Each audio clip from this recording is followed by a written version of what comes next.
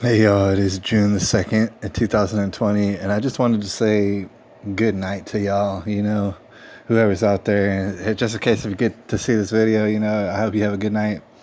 I'm fixing to go to work.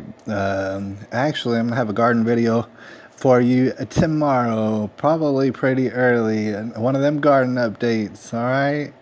And I look forward to it, but in the meantime, I don't really have time and I got some things to do, as I'm sure you do. I wanted to touch base with y'all, something really important, really, really important, right? As far as all these riots and stuff, and now there's curfews and there's big clashes and there's riots now about George Floyd, but it has nothing to do with George Floyd. It's all pretty dumb. Here's the thing: people are still trying to have protests, and now there's clashes between protests and quote agitators, outside agitators. You might be seeing that where it's like, well, some of these people just want to protest, but meanwhile they get hijacked. Their whole movement gets hijacked by outside agitators, and they're finding that to be a problem, right? But what I want to point out is it's kind of interesting. You might want to separate the what you would call protesters from the rioters, the outside agitators. And Lord knows that's appropriate, I guess, if there's a distinction, right? But here's the thing: what I want to point out is while they're still having protests or whatever, these people have not even the slightest clue of what justice is and injustice and how expansive injustice is and how it does not even care what color your skin is. You will get railroaded. I mean, when the time is right, you'll get railroaded. All right, so they're missing that whole thing and they're still having protests. What's interesting about it is even like a riot in jail, for example. I mean, even those, they have demands. And that is the whole point. That's what's so ridiculous, is they have demands.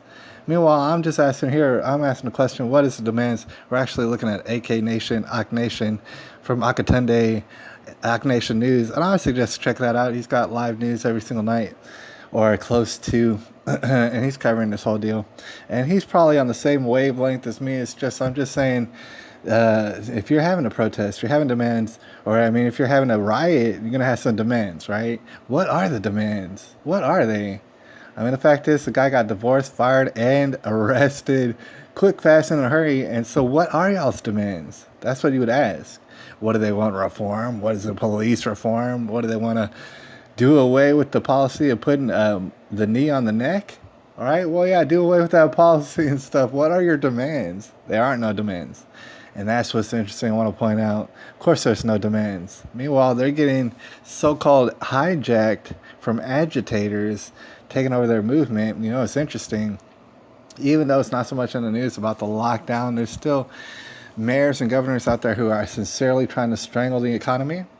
And so, what's so interesting is at the same time they're having these protests, they're saying, you need to change your policy, police brutality. Y'all putting y'all's knees on our necks and stuff until we dead. And meanwhile, there's all sort of other details when it comes to the George Floyd case, in which nobody's even caring about.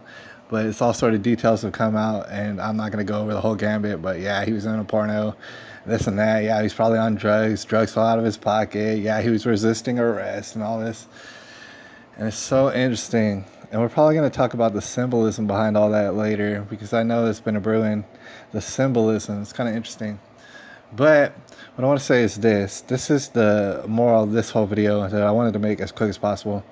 Okay, they're protesting against the policies of the police to handle criminals. Meanwhile, at the very same time, very same time, the economy is trying to be strangled by different various mayors and governors. And so you're going to see the crime rate spike up, in which it already has. And you're going to see it spike up more. What's interesting is these police who you want to so-called change their policy in order to have kid gloves with everybody and play patty cake with everybody. It's interesting because the crime and the criminality and the violence towards them is only going to go up. It's only going to go up. Meaning their jobs, as dangerous as they are today, are only going to be more dangerous tomorrow, and they're going to be even more dangerous next week. They're going to be very dangerous. Meanwhile, you're so concerned about the police killing one person, even though the police has killed lots of people that nobody's paying attention to. And even worse than that, people are killing themselves up in the hood. So much more, like an exponential amount, a lot more. And that's going to continue to go up due to the poverty, criminality, and just a breakdown of society. Anyways, we're just over here taking a look at it and not freaking out about it necessarily, but seeing it for what it is. And I gotta get up out of here. So I appreciate y'all. It's June the 2nd, 2020.